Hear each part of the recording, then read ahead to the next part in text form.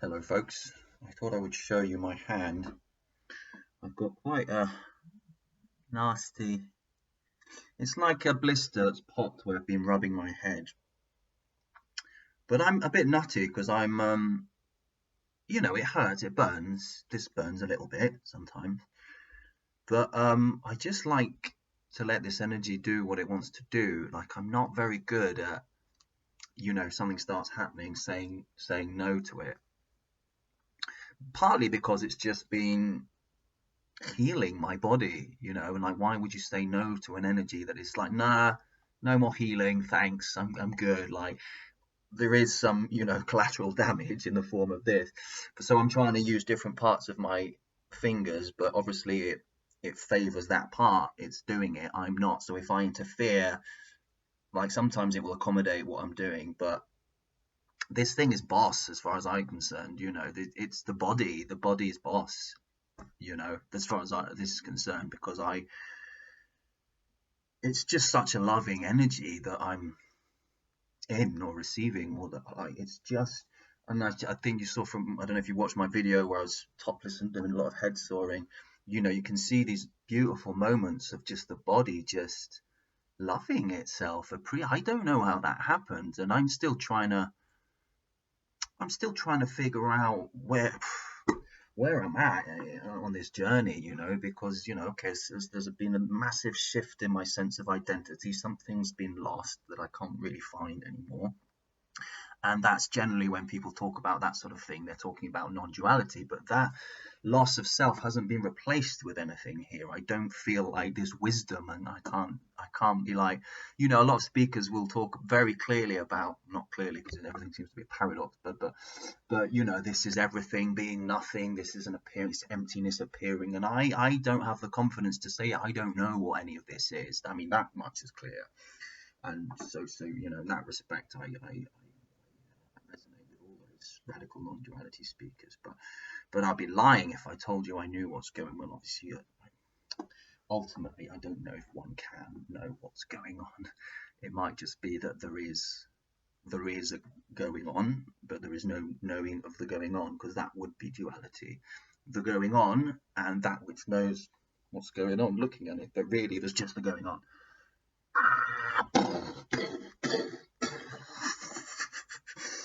Again, concepts though. It's playing with concepts. It's all you can do, really. So what I was going to talk about in this video was about pain was one of the subjects I wanted to touch on. Because I've mentioned before, this energy's never hurt me. It will bruise you a bit. I mean, look, it might, but it's up to you whether that's okay or not.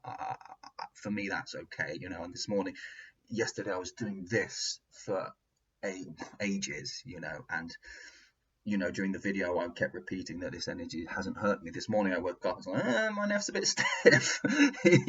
But again, it doesn't hurt. And what I mean when I say that this energy's never hurt me, what I'm really saying is that it's never put me into a position that's really painful and stayed there. It just works. Is breaking up pain. If anything, it's the opposite. And sometimes it will encounter a painful spot, and like, oh, you'll get like a moment, and then it retracts, and then it's like, okay, let's maybe work. There's a thing there, maybe let's work on it on a different angle. Like it won't go yeah and try and or that hasn't happened so far, at least. So that's one thing that I just wanted to talk about. The other thing is that, and this I find absolutely mind-blowing, but I believe it, and it's that, because I always used to want, before this happened, and even just like a few weeks before this whole thing took off, I was just having these thoughts like yoga, like it's a weird thing. Like who invented yoga? Like who was the first guy who was just getting, and because some of these positions, no one in their right mind by themselves would just start. Do you know what I mean? Imagine the first guy just going like, and people watching him like, dude, what are you doing? Yeah, and he's just like, no, I think this is good. It just kind of feels good. Everyone's like, what?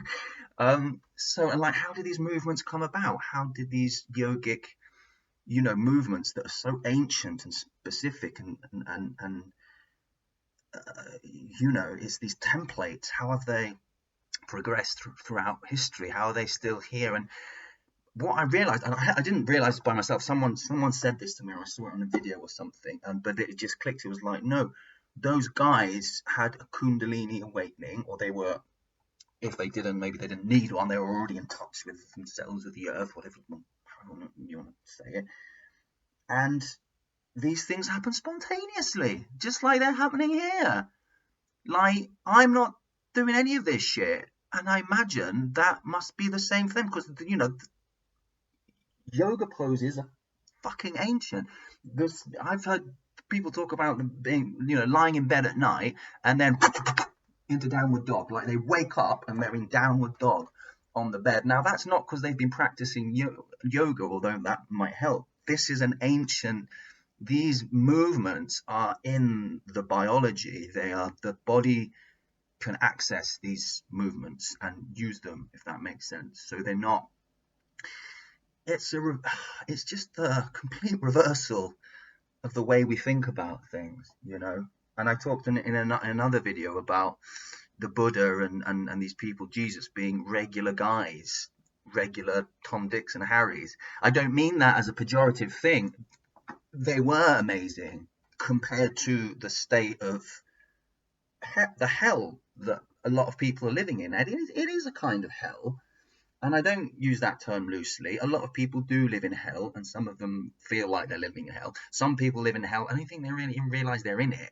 They're just used to it, so they don't see it as hell. Now, hell's a big word. I know it's burning, but it's a mental realm, hell, right? I mean, it can be physical, but a lot of people, I think, do live in extreme anxiety and tension, and so people like Jesus and the Buddha, they just return to their natural state, and then people are intrigued about why they were so authentic and natural and chilled out. It's like, how did you get there? And then they've got to try and explain what the fuck's happened to them, because everyone else thinks that they've achieved something. They were trying so hard, and because that's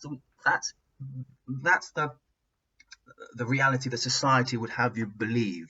In order to succeed, try really hard, keep trying. But what about the people who try really hard and don't get anywhere?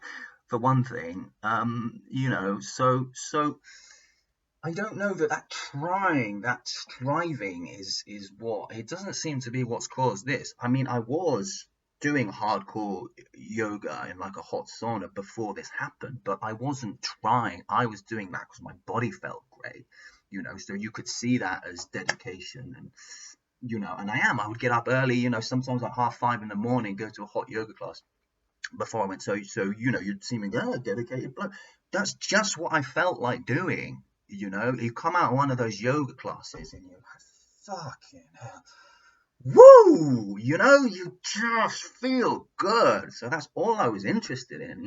It wasn't a striving, it was just doing what the body feels to feel good. I wanted to do that.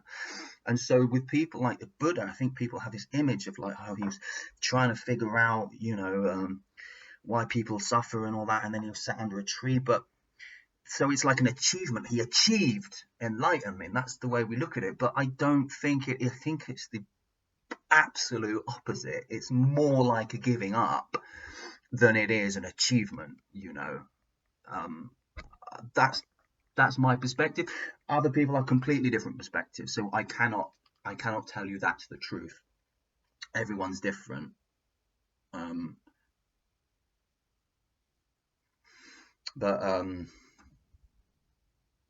And some speakers will tell you that it's a kind of yin yang. You have to try really hard first and really want it, enlightenment, and then you realize you can't have it, and at the moment of giving up, something happens. So maybe there is a play of energy of trying and then releasing and contracting and releasing, but no one's doing it, so there's no one that needs to worry about any of this, really, because it's all just happening, It's a happening, and so that what we think is that we're in control of the happening. So you've got to get it right. You've got to get your life right. Like, there's two ways of living. There's the right way and the wrong way. As if you could get life wrong somehow. It's like, I got it wrong. Well, at the end of your life, you might look back and go, I messed up so many times. I got life wrong. I could have got it right. I messed it up. Damn.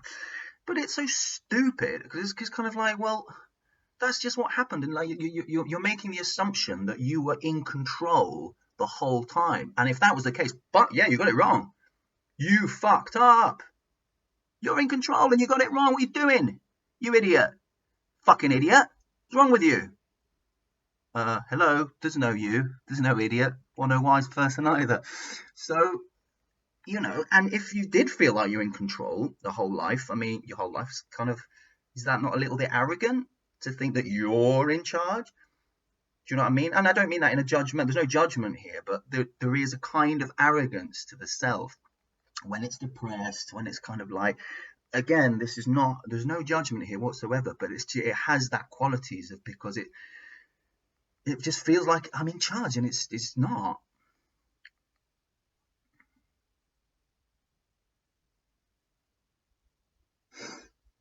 And also these movements, these kriya, to come back to the sort of yogic aspect of it, they seem to be like ancient movements, and some of them, the ones that I get, I mean, most of it is the shoulders, and each shoulder has its counterpart in the hips. So the movement to do with the arms, movement it will never start in the, actually no, that's a lie. When my hand chakras when the energy seems to be coming into my hands, the hands, but if the energy wants to move your arms, you might notice, it's quite clear from the video, it will pop a shoulder, the arm will follow, and then the hand will follow. And the more relaxed you are in these movements, if you're not so relaxed, they'll be a little bit flaily and sort of, and the more you can just chill and let the movement do what it wants, the more subtle the movements become, the more it goes from grosser to subtler, and they become quite beautiful, quite sort of mirroring and geometrically pleasing. But some of these movements, I mean, I never thought of myself as a praying guy, but I spend a lot of time on my knees like this. I mean, again, there's nothing here deciding to do that, but it happens. And there's just this intensity. There's no sense that I'm going, oh God, please help me, or show me the way, or something like that. Sometimes those thoughts appear, like I'll say, like, show me something, and sometimes it will sort of play with me and what I'm proposing, anyway. But this prayer thing, I mean, being on your knees and doing that, I've been doing that a lot. So then I realized that what these people, because my idea with prayer was just going to church and going, oh, please, can I have a new bicycle for my, there is such a thing as prayer, but it's more like meditation. I think the two things aren't separate. When you see the guys doing that, sitting, I've been doing that sort of thing. You're finding yourself in some kind of, I can't do the full lotus with my legs. I'm not that good at yoga.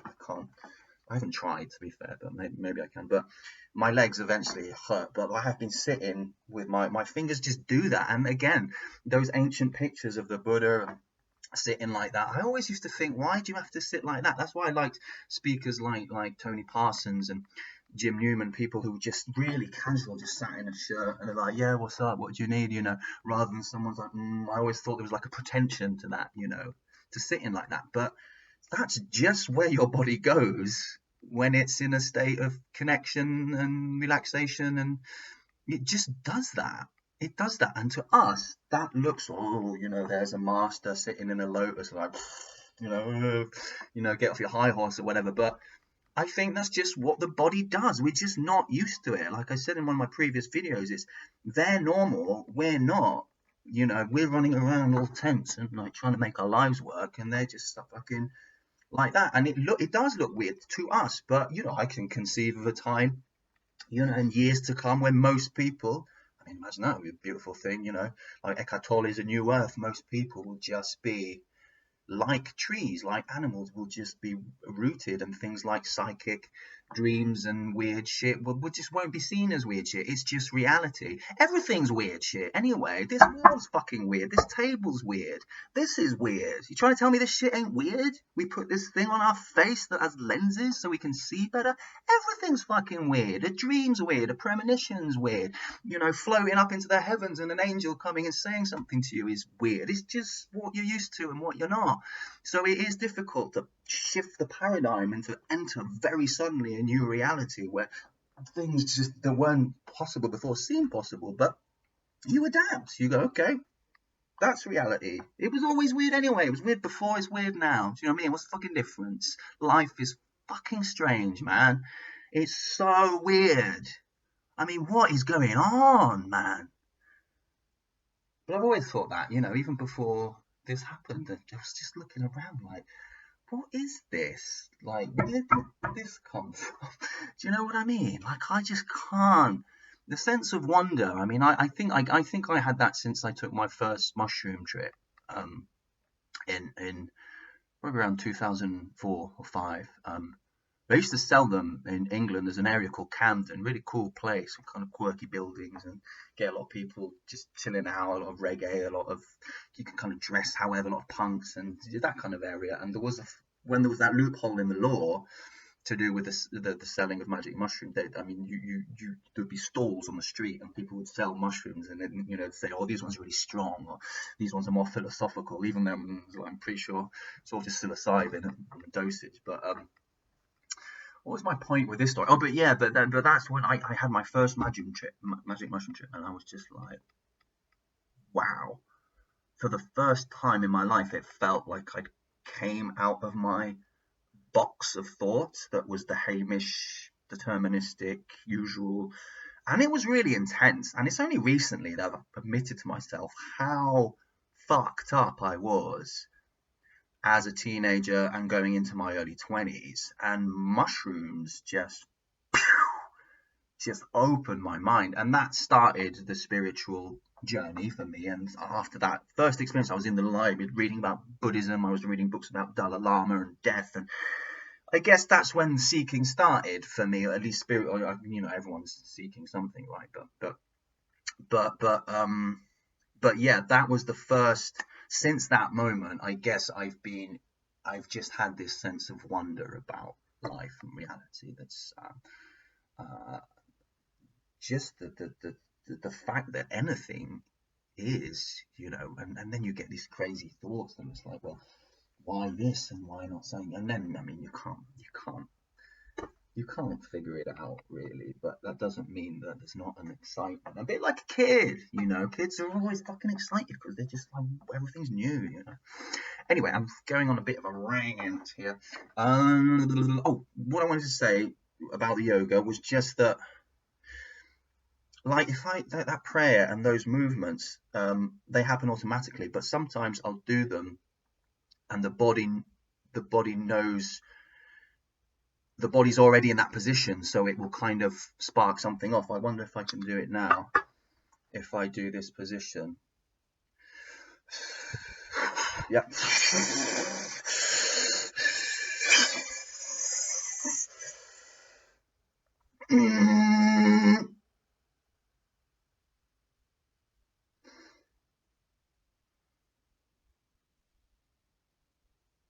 So you can initiate it yourself. If it doesn't initiate it by itself, the body remembers that when the body's in that position, it's on full meditation alert or whatever.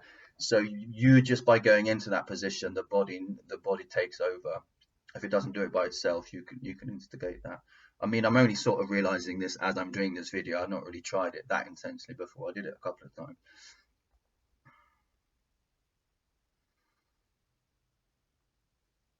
Yeah. But it's nothing to be frightened of. It's mysterious as fuck when you first encounter it. And, you know, imagine me the first weeks this is going on. Do you know what I mean? That happened. It's very unusual. But now that it's been going on for a few weeks, it's become, I love it. I have a love affair with whatever this See, my hands, like, I'm just leaving them there because I don't feel the impulse to move them. And that's another good thing with the Kriya and the movements, because what you'd normally do is like, okay, I'm not doing anything, let's put my hands back down. But wait, because it will do something. And you see what I mean? You just let it. It's fucking mad. But yeah, now this has become sort of the norm. It's not casual. I can't be casual about it because I'm blown away by it. But it's routine now to an extent.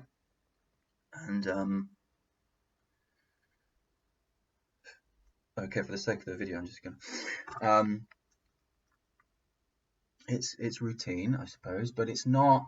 I have a love affair with this thing, and there is still a sense of like there's the energy, and then there's me, and I'm relating to it, and it's telling me things to do. But in reality, that separate me, I don't think is there. I think it's just all prana, all kundalini, all energy. And I suspect that that's what might be revealed at the end of the process of kundalini. I don't think there's a definite end because energy is not going anywhere, but it might be revealed that what was two was not two. That might be where this is heading. But it doesn't really matter. I do have this sense that things just don't matter as much as you thought they did, and there's just a trust in life and a sort of falling back into an energy that I guess just takes care of itself. Maybe that's one way of looking at it. Life takes care of life. It's probably all that it does. What else would it do but take care of itself? Don't know what I'm talking about. But there is a trust in this energy. For lack of a better word, there is a trust in this energy because it just feels like love, and it's just in these motions that it does when it's done. It does a lot of things like beautiful, just sort of like a self-appreciation, but not one that is the ego is doing, or like it's just a happening. The body just, I don't know, it just wants to hug itself. It's just like, I love you, man. It's like, I got you. I don't know what it is. It's fucking beautiful. And I still can't connect all the dots in my brain, with things like if there's been a realization of no separate self, why is there so much love for the body? Why does the body love it? If there's no self in there, why is it trying to reassure me and correct? I don't know. But then there's never any self anyway, and mothers still caress their children and comfort their children. Doesn't have to be a sense of self in there for love to be expressed, right? Because it always has been expressed, and and then there never was a self in the first place. That was the delusion. So it doesn't mean no self, no love. In fact, it's the opposite. It seems, less self, more love. I didn't mean for this video to be this long. Anyway, thank you very much for listening, for watching. All comments appreciated, likes, subscriptions. I want to make this channel big, man. I want to make a difference. And if I don't, then I don't. Never mind.